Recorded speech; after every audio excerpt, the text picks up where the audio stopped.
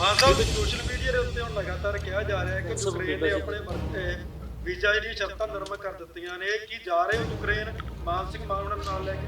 ਹਾਂ, ਅਸੀਂ ਜਾਵਾਂਗੇ, ਪਰ ਸਾਨੂੰ ਕੋਈ ਆਨਸਰ ਅਜੇ ਤੱਕ ਯੂਕਰੇਨ ਦੀ ਐਮਬੈਸੀ ਤੋਂ ਨਹੀਂ ਮਿਲ ਰਿਹਾ ਹੈਗਾ। ਅਸੀਂ ਰੋਜ਼ ਇਨ ਟੱਚ ਹੈਗੇ ਹਾਂ।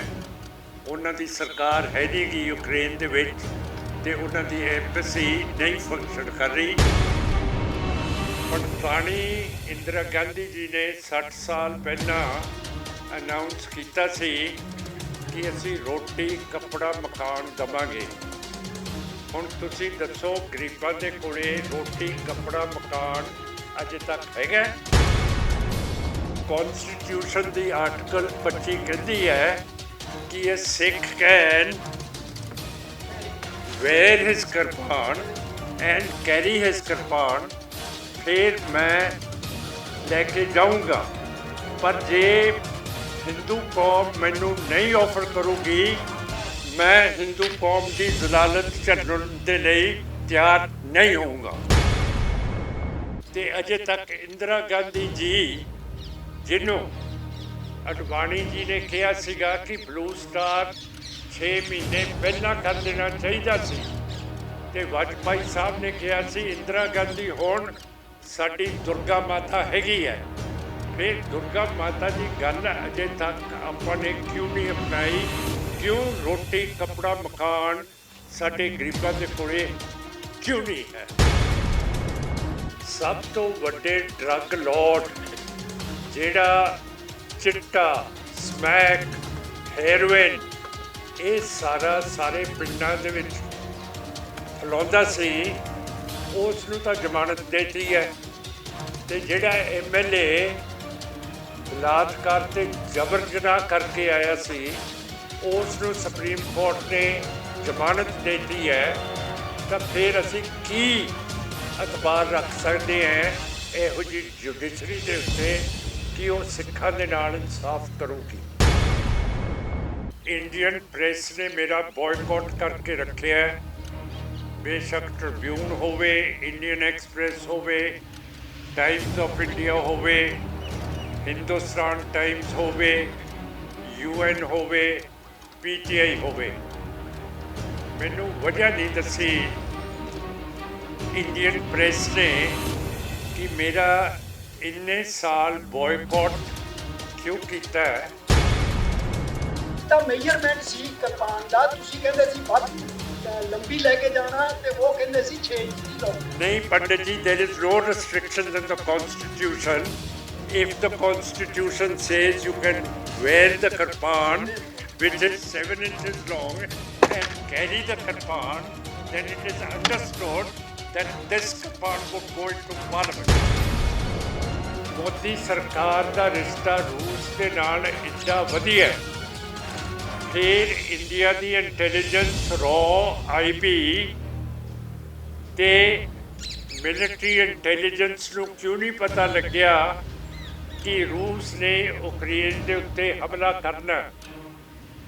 ਜੇ ਇੰਟੈਲੀਜੈਂਸ ਏਜੰਸੀਆਂ ਨੇ ਮੋਦੀ ਨੂੰ ਨਹੀਂ ਦੱਸਿਆ, ਇਸ ਕਰਕੇ ਸਾਡੇ ਉੱਥੇ ਡਾਕਟਰ ਫਸੇ ਹੋਏ ਹੈ। ਇਹ ਪੂਰੀ ਅਣਗਹਿਲੀ ਹੈ ਮੋਦੀ ਸਰਕਾਰ, BJP, RSS ਦੀ।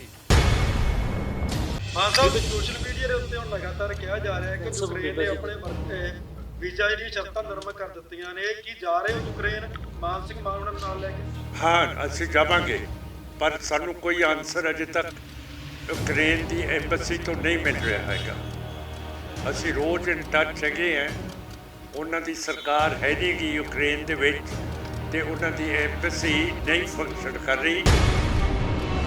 ਪਾਕਿਸਤਾਨੀ ਇੰਦਰਾ ਗਾਂਧੀ ਜੀ ਨੇ 60 ਸਾਲ ਪਹਿਲਾਂ ਅਨਾਊਂਸ ਕੀਤਾ ਸੀ ਕਿ ਅਸੀਂ ਰੋਟੀ ਕੱਪੜਾ ਮਕਾਨ ਦੇਵਾਂਗੇ। ਹੁਣ ਤੁਸੀਂ ਦੱਸੋ, ਗਰੀਬਾਂ ਦੇ ਕੋਲੇ ਰੋਟੀ ਕੱਪੜਾ ਮਕਾਨ ਅਜੇ ਤੱਕ ਹੈਗਾ? ਕੌਨਸਟੀਟਿਊਸ਼ਨ ਦੀ ਆਰਟੀਕਲ 25 ਕਹਿੰਦੀ ਹੈ ਕਿ ਇਹ ਸਿੱਖ ਕੈਨ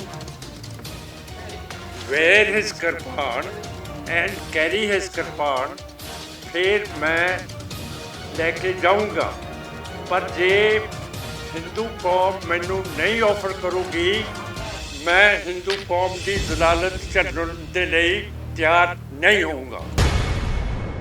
ते अजे तक इंदिरा गांधी जी जिन्हों अडवाणी जी ने कहा सीगा कि ब्लू स्टार 6 महीने पहला कर देना चाहिए सी, ते वाजपेयी साहब ने कहा सी इंदिरा गांधी होण साडी दुर्गा माता हैगी है। फिर दुर्गा माता की गल अजे तक आपां ने क्यों नहीं अपनाई? क्यों रोटी कपड़ा मकान साडे गरीबां दे कोले क्यों नहीं है? सब तो वड्डे ड्रग लॉर्ड जिहड़ा चिट्टा समैक हेरोइन ये सारे पिंडां दे विच फैलाउंदा सी, उस नूं तां जमानत देती है।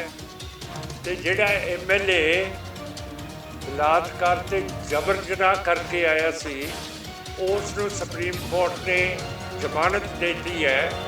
तो फिर असीं की अतबार रख सकते हैं इहो जी जुडिशरी दे उत्ते कि वो सिखां दे नाल इंसाफ करूगी?